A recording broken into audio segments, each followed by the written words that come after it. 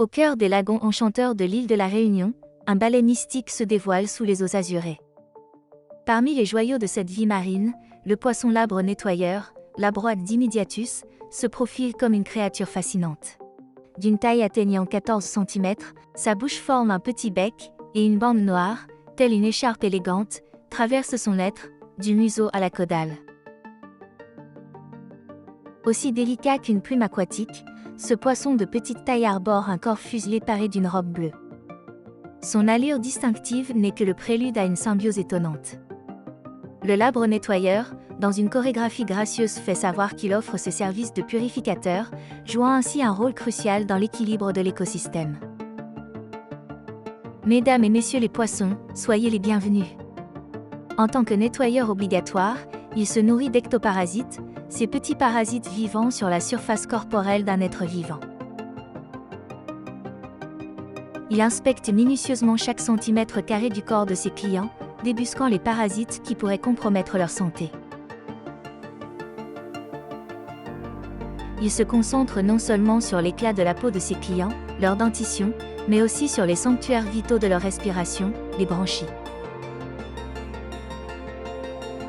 Chaque jour, ce modeste poisson tisse environ 2300 interactions, dégustant en moyenne 4,8 parasites par minute. Une performance au service de l'harmonie marine, ses clients bénéficient d'une purification bienfaitrice échappant aux maux infligés par ces indésirables. Mais attention, derrière la grâce se cache parfois la ruse. Ce nettoyeur peut aussi se nourrir de tissus vivants par tromperie, et se nourrir de prélèvements intentionnels de tissus vivants, de mucus, de peau ou d'écailles. Ces tricheries peuvent déclencher des réactions vives chez ses clients. Pour restaurer la confiance et rétablir l'équilibre, le petit labre déploie alors des efforts surprenants. On le voit souvent posé sur le dos de certains clients, agitant gracieusement ses nageoires pelviennes et pectorales.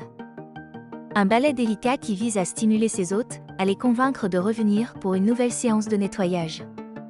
C'est un véritable spectacle de réconciliation sous-marin, où le labre nettoyeur tente de rétablir la confiance après une tromperie bien orchestrée. Cependant, derrière cette comédie sous-marine, se dessine un enjeu crucial. Une étude menée en mer Rouge révèle que la relation entre le nettoyeur et son client est influencée par l'image ou le prestige renvoyé par le comportement de celui-ci. Les tricheurs systématiques peuvent même adopter des interactions loyales avec de petits clients afin de gagner la confiance des gros clients.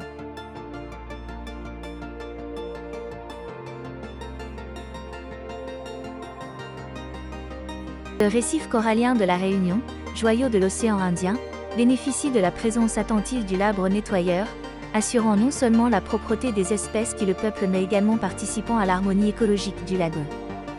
Ces poissons, par leurs interactions complexes, deviennent ainsi les acteurs d'une pièce marine où la coopération et la correction sociale s'entrelacent.